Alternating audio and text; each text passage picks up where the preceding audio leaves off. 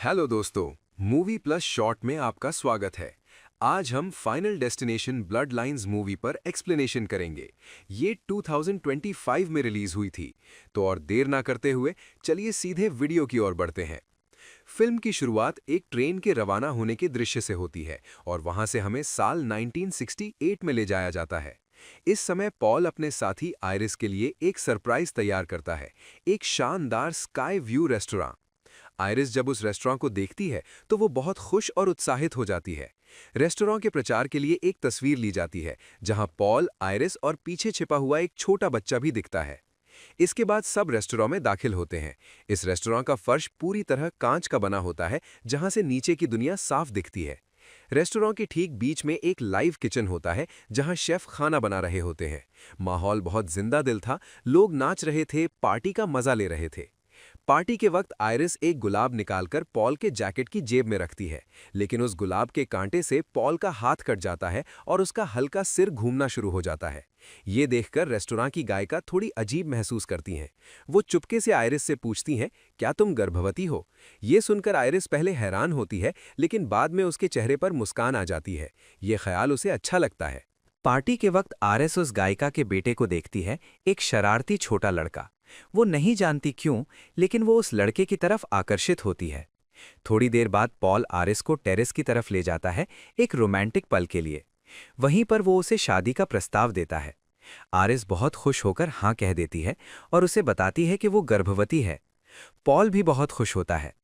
तभी फिर से वो लड़का दिखता है जो टेरेस से एक सिक्का नीचे फेंक देता है, लेकिन सिक्का नीचे न गिरकर एयर कंडीशनर एसी नाली के अंदर खिंच जाता है। रेस्तरां में पार्टी चलती रहती है, लोग नाच रहे हैं, लेकिन धीरे धीरे कांच के फर्श में हल्की हलचल शुरू हो जाती है। उस वक्त वो सिक्का एसी के पाइप के अंदर घूमता घूमता आगे बढ़ता है। ठीक तभी एक बड़ी यांत्रिक खराबी आती है। कांच का फर्श टूट जाता है।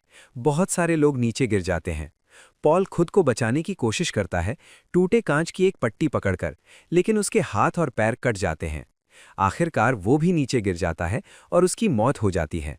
लेकिन आरिस किसी तरह बच जाती है, एक संरचनात्मक बीम पकड़ लेती है। सिक्का तब भी एसी की नालियों के अंदर घूमता रहता है और जाकर एक गैस के पाइप में फंस जाता है, जिससे आग लग जाती है। उस आग में गायिका मर जाती हैं। आरिस एक पियानो के नीचे छिपकर खुद को बचाती है। इसके बाद वो लिफ्ट के पास पहुंचती है, लेकिन वो पहले ही भरा हुआ था। लिफ्ट जैसे ही नीचे उतरता है, एक आदमी नीचे फिसल जाता है और लिफ्ट टूट जाता है। सब मर जाते हैं। आरिस फिर से ऊपर आती है और देखती है कि रेस्तरां का एक हिस्सा अब बहुत खतरनाक हालत में झूल रहा है। कुछ लोग अभी भी किसी तरह टिके हुए हैं। जिस पियानो में आरिस छिपी थी, वो अब पूरी संरचना को संतुलित कर रहा है। तभी वही सिक्का नाली से निकलकर सीधा उस पियानो पर गिरता है।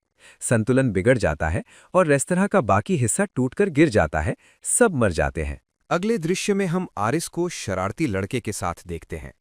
वो लड़के को पकड़कर बचाने की कोशिश करती है, लेकिन तभी फर्श फिर से टूटना शुरू हो जाता है। आरिस दो चेन के बीच अपनी अंगूठी फंसाकर एक सपोर्ट बनाती है, लेकिन उसका हाथ फिसल जाता है। अंगूठी गिर जाती है और आरिस और वो लड़का दोनों नीचे गिर जाते हैं। दोनों की मौत हो जाती है। तभी एक जोरदार चीख सुनाई देती है। ये सब कुछ दरअसल एक लड़की स्टेफनी के मतिभ्रम या विभ्रम के अंदर हो रहा था। स्टेफनी अपनी कक्षा में थी और उसकी चीख से सब परेशान होते हैं। प्रोफेसर उसे डांटते हैं और वो बताती है कि उसे अक्सर ऐसे भयानक दृश्य आते हैं। रात में फिर से एक सपना आता है और वो डर के जाग जाती है। उसकी रूममेट उसे अपने परिवार से बात करने की सलाह देती है। स्टेफनी अपने पिता और छोटे भाई से मिलने जाती है और इसके बाद अपने मामा के घर जाती है, जो उसकी माँ के भाई हैं। वहाँ सब उसे बहुत प्यार से स्वागत करते हैं। स्टेफनी अपने कजिन के साथ अच्छा वक्त बिताती है और मामा से आरिस के बारे में पूछती है। हाँ, वही आरिस जिसे वो बार बार सपनों में देखती है। दरअसल वो उसकी दादी होती हैं। लेकिन आरिस का नाम सुनते ही मामा गुस्सा हो जाते हैं। वो कहते हैं, आरिस अब हमारे लिए मर चुकी है। वो कहते हैं उसने अपना होश खो दिया था, परिवार छोड़ दिया और एक द्वीप पर जाकर अकेले रहना शुरू कर दिया। वो आरिस को दोष देते हैं कि उसी के कारण स्टेफनी की मां का मानसिक स्वास्थ्य खराब हुआ और फिर वो भी परिवार छोड़कर चली गई। मामा और कुछ बताने से मना करते हैं, लेकिन मामी स्टेफनी का समर्थन करती हैं। वो चुपके से आरिस के भेजे खत, उसका पता और कुछ निजी सामान स्टेफनी को देती हैं। उनमें एक तस्वीर भी थी, पॉल और आरिस की स्काई व्यू रेस्टोरेंट के सामने खींची गई, वही जगह जो स्टेफनी के विभ्रम में बार बार आई थी। अब स्टेफनी सच्चाई जानने के लिए उस द्वीप पर जाती है। वहां एक टूटा फूटा घर था जिसके आसपास बहुत खामोशी थी। स्टेफनी अपना नाम बताती है और आरिस बहुत भावुक होकर उसे अंदर बुला लेती है। आरिस उसकी माँ के बारे में पूछती है और स्टेफनी सारी सच्चाई बताती है कि उसकी माँ उसे बचपन में छोड़कर चली गई थी। इसके बाद स्टेफनी कहती है, मैं रोज वही सपना देखती हूँ, स्काई व्यू रेस्टोरेंट का टूटकर गिरना, आपकी और पॉल की मौत। आरिस धीरे धीरे जवाब देती है, मैंने भी ये सपने देखे थे। आरिस बताती है कि उन्हीं सपनों के कारण वो भविष्य में होने वाली त्रासदी को रोक पाई थी। उसने लड़के के हाथ से सिक्का छीन लिया था और माइक पर लोगों को सतर्क किया था। स्टेफनी हैरान होती है, आपने सबको बचा लिया था? आरिस हाँ में सिर हिलाती है, लेकिन कहती है, मौत इतनी आसानी से हार नहीं मानती। वो बताती है कि उस दिन जो लोग बच गए थे, बाद में किसी न किसी तरह वे मर गए और अब मौत बचे हुओं की औलाद के पीछे पड़ी है। पॉल एक बीमारी से मर गया था और आरिस को पता चलता है कि अब उसकी बारी है। इसलिए उसने अपने परिवार को बचाने के लिए खुद को द्वीप पर अकेला कर लिया था। वो कहती है, जब तक मैं जिंदा हूं तुम्हारा भाई, तुम्हारी माँ और मामा सब सुरक्षित रहेंगे। स्टेफनी पूछती है, तो मैं क्यों ये दृश्य देखती हूं? आरिस कहती है, क्योंकि अब मौत फिर से हमें ढूंढ रही है। इसके बाद वो स्टेफनी को एक किताब देती है जिसमें सारी जानकारी है कि कैसे बाकी लोग बचने के बावजूद मर गए और कैसे मौत को टाला जा सकता है। लेकिन स्टेफनी उस पर विश्वास नहीं करती। जाते वक्त आरिस कहती है, मैं फिर से तुमसे मिलने आऊंगी। वो कई सालों बाद पहली बार अपने कैबिन से बाहर आती है और कहती है, अब मैं मौत का सामना करूंगी।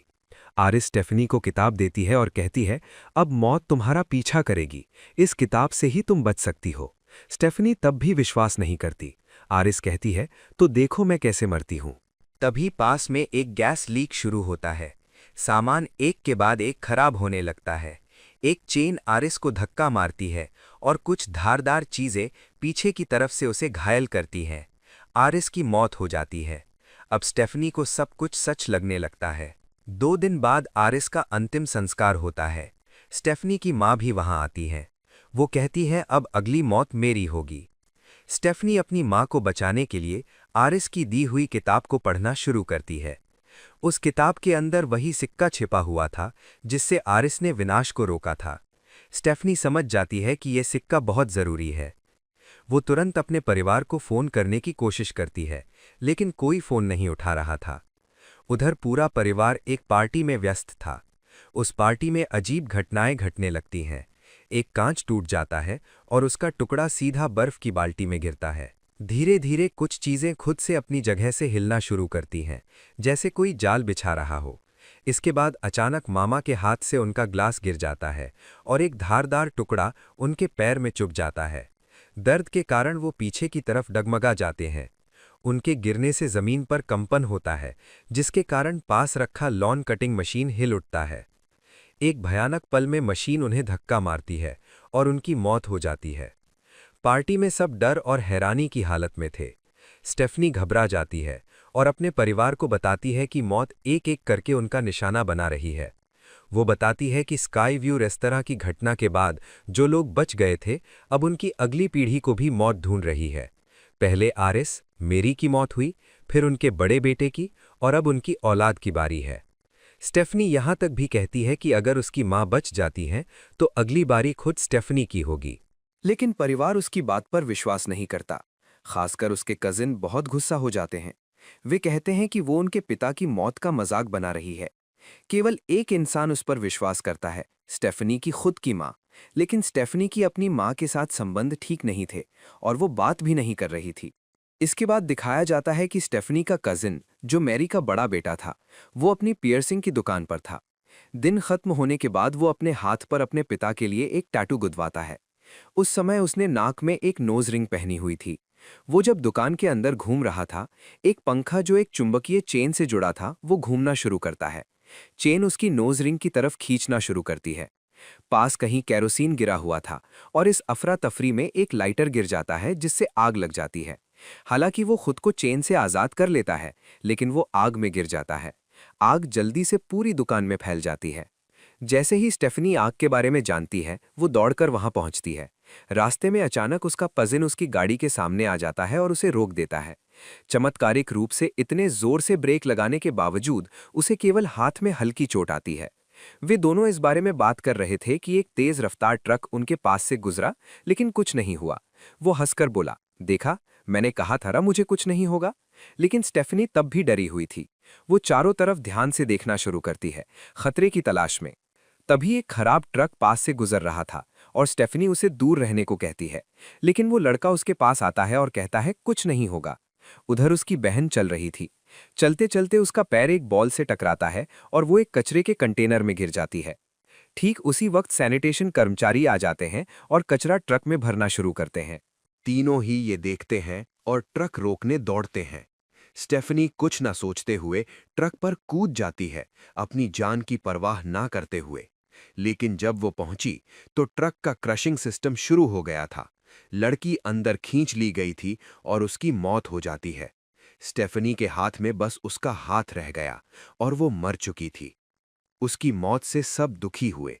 उसका भाई रोते रोते बोला, तुम ठीक कहती थीं। लेकिन स्टेफनी ने इस बार उसे नहीं रोका। उसे विश्वास हो गया था कि कुछ तो गड़बड़ है। वो बोला, जिसे मरना था वो नहीं मरा, बल्कि उसकी बहन मर गई। ठीक उसी वक्त उनकी एक बुआ आईं और उन्होंने एक बड़ी सच्चाई बताई। वो लड़का स्टेफनी के मामा का असली बेटा नहीं था, इसलिए मौत ने उसे नहीं बल्कि उसकी बड़ी बेटी को लिया। स्टेफनी ये सुनकर हैरान हो गई। अब उसके साथ बाकी लोग भी उसकी बात पर विश्वास करने लगते हैं। लड़की का छोटा भाई बोला, अब मेरी बारी है, लेकिन मैं मरना नहीं चाहता। क्या तुम मेरी मदद करोगी? स्टेफनी बोली, मैं तुम्हें बचाना चाहती हूं, लेकिन मैं नहीं जानती इसके बाद क्या होगा। वो बोला, तुम जानती हो, बस चारों तरफ देखो, ध्यान दो, तुम समझ जाओगी। स्टेफनी को याद आया, उसकी दादी आरिस ने उसे एक लड़की के बारे में बताया था जो उस वक्त बच गई थी। वो अभी भी जिंदा थी और अस्पताल में काम करती थी। उसका नाम जेनिन था। उसने किसी तरह मौत को धोखा दिया था, इसलिए सब ने तय किया कि उसे ढूंढा जाएगा। जब वे पहुंचे और उसे जेडी कहकर बुलाया तो जेनिन चौंक गईं। इस नाम से सिर्फ आरिस ही उसे बुलाती थीं। उन्होंने पूछा, तुम आरिस को कैसे जानती हो? जेनिन जवाब देती है, मैं टावर टूटने के दिन वहां थी। मैं उस गायिका का बेटा था। ये सुनकर स्टेफनी को सब याद आ गया और वो जेनिन को पहचान गईं। जेनिन ने बताया कि आरिस कई साल पहले उसके पास आई थीं, अपने पति पॉल को बचाने के लिए, लेकिन बहुत कोशिशों के बावजूद वो नहीं बच पाए। स्टेफनी ने पूछा, कोई ऐसा है जो बच गया हो? जेनिन ने कहा, हाँ, 2 लोग, लेकिन तुम जैसा सोच रही हो वैसा नहीं। मौत पहले उन्हें ले गई थी, लेकिन डॉक्टरों ने उन्हें फिर से जिंदा कर दिया था। इसके बाद मौत उन्हें फिर से लेने नहीं आई। स्टेफनी ने मदद के लिए गुहार लगाई, लेकिन जेनिन बोली, मैंने एक बार मौत को धोखा दिया था, लेकिन अब मुझे कैंसर है और एक दिन हम सबको मरना ही है। यही हमारा फाइनल डेस्टिनेशन है। उससे पहले हमें जो वक्त मिला है उसे अच्छी तरह से बिताना चाहिए। सब निराश हो गए। तभी स्टेफनी के कजिन के दिमाग में एक जोखिम भरा विचार आया। उसने सोचा कि उसके छोटे भाई को मूंगफली खिलाकर उसकी एलर्जी को ट्रिगर किया जाए और फिर उसे दवा देकर फिर से जिंदा किया जाए। इस तरह वे मौत को चाल से धोखा दे सकते हैं। लेकिन सब कुछ योजना के मुताबिक नहीं हुआ। वेंडिंग मशीन काम करना बंद कर दिया। जल्दबाजी में उसने जोर से उसे खोलने की कोशिश की। एक पेंच ढीला होकर गिर गया। इसके बाद वे दूसरे एक कमरे में गए। उसने अपने छोटे भाई से कहा कि यहीं रहो, मैं एंटी एलर्जी इंजेक्शन लेकर आता हूं। जाते वक्त उसने दीवार पर हाथ मारा और गलती से कुछ बटन दब गए, जिससे पास की एमआरआई मशीन चालू हो गई। थोड़ी देर बाद वो इंजेक्शन और व्हीलचेयर लेकर वापस आया। उसने अपने भाई से कहा कि अब पीनट चॉकलेट खाओ। लेकिन ठीक उसी वक्त एमआरआई मशीन का शक्तिशाली चुंबकीय क्षेत्र सक्रिय हो गया। स्टेफनी का बड़ा कजिन, जिसके पूरे शरीर पर पियर्सिंग थी, वो मशीन की तरफ खिंचना शुरू हुआ। साथ में व्हीलचेयर भी खिंच गई। उस भयानक पल में दोनों मशीन में फंस गए। छोटा भाई जिसने चॉकलेट खाई थी, उसकी हालत खराब हो गई, लेकिन उसने खुद को इंजेक्शन दिया और उसकी हालत थोड़ी बेहतर हुई। लेकिन तभी वेंडिंग मशीन से निकला हुआ पहले से ढीला हुआ स्प्रिंग आकर उसके सीने में लगा और उसकी मौत हो गई। इतनी तैयारी के बावजूद मौत उसे पकड़ ही लाई। सबका दिल टूट गया। स्टेफनी अपनी मां से बोली, अब तुम्हारी बारी है। उसने कहा, आरिस का घर जहां दादी रहती थीं, शायद तुम्हें वहीं जाना चाहिए। वो कई साल वहां सुरक्षित थीं। मां हां बोली। स्टेफनी एक किताब उठाती है और वहां से एक सिक्का गिर जाता है। एक बुढ़िया उस सिक्के को उठाकर अपने पर्स में रख लेती है। स्टेफनी जल्दी से अपनी दादी के घर पहुंचती है और माँ से कहती है कि वो और उसका भाई अंदर चले जाएं। माँ और भाई घर के अंदर चले गए, लेकिन वे नहीं जानते थे कि घर के अंदर गैस लीक हो गई है। एक बिजली के तार से निकली हुई चिंगारी आग पकड़ लेती है। एक जोरदार धमाका होता है। स्टेफनी की गाड़ी जो बाहर खड़ी थी वो पानी में गिर गई। स्टेफनी तैरकर बचने की कोशिश करने लगी। घर के अंदर माँ आग में फंस गई। बाहर खड़ा उसका भाई देख रहा था कि एक टूटकर गिरता टावर स्टेफनी पर गिरने वाला है। उससे पहले ही माँ बाहर आई और बेटे को धक्का देकर बचाया। टावर गिरा और माँ की मौत हो गई। अब लड़का समझा अब बारी स्टेफनी की है। वो पानी में कूद गया और स्टेफनी को बाहर निकाल लाया। वो सांस नहीं ले रही थी। उसने उसे सीपीआर दिया और चमत्कारिक रूप से स्टेफनी फिर से जिंदा हो उठी। दोनों बहुत खुश हुए। स्टेफनी ने मौत को हरा दिया था, लेकिन माँ और दोस्तों को खोना का दुख उनके दिल में था। दृश्य बदलता है। काफी समय बीत चुका है। जिंदगी फिर से सामान्य हो गई है। आज स्टेफनी के भाई चार्ली की ग्रेजुएशन पार्टी है। स्टेफनी खुश है। वो अपनी जेब में एक गुलाब रखती है। गुलाब का कांटा उसके हाथ में चुभ जाता है और हल्का खून निकलता है, ठीक वैसे ही जैसे कि आरिस ने अपने विभ्रम में देखा था। स्टेफनी समझ जाती है खेल अभी खत्म नहीं हुआ है, मौत वापस आ रही है। दूसरी तरफ वही सिक्का जो आरिस के पास था वो अब उस बुढ़िया के पास है। जब उसने अपना पर्स खोला, सिक्का गिर गया और ट्रेन ट्रैक में फंस गया। वही ट्रैक स्विच में ये फंस गया। स्टेफनी के घर पर उसके भाई का एक दोस्त जो डॉक्टर है वो मिलने आया। उसने कहा तुम्हारे भाई ने तुम्हारे बारे में बताया था, तुम बहुत भाग्यशाली हो कि तुम बच गई। स्टेफनी हंसी, हाँ मैं भाग्यशाली थी, लेकिन डॉक्टर ने कहा दरअसल तुम जिंदा नहीं थी। अगर कोई इंसान 5 मिनट तक सांस ना ले तो वो चिकित्सकीय रूप से मृत है। तुमने उससे भी ज्यादा वक्त गुजारा था। तुमने जो महसूस किया था वो बेहोशी नहीं थी, वो मौत थी। स्टेफनी और उसका भाई डर के साथ एक दूसरे को देखा। स्टेफनी आसपास देखा, कुछ तो गड़बड़ लग रहा था। अचानक ट्रेन की आवाज आई। ट्रेन रुक नहीं पाई। वे दोनों दौड़े, लेकिन बहुत देर हो चुकी थी। ट्रेन के टकराव से निकला मलबा हवा में उड़कर उन दोनों को घायल करता है और दोनों की मौत हो जाती है। ये याद दिलाने के साथ फिल्म खत्म होती है कि हम मौत को धोखा नहीं दे सकते हैं।